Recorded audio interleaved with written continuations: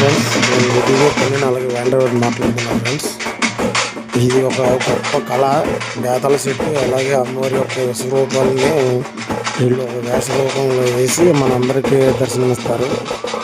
ఈ కళని ప్రతి ఒక్కరు కూడా చూడటానికి ముందుకు రావట్లేదు. ప్రతి ఒక్కరు కూడా అందరూ కూడా చూడాల్సిన ఇది.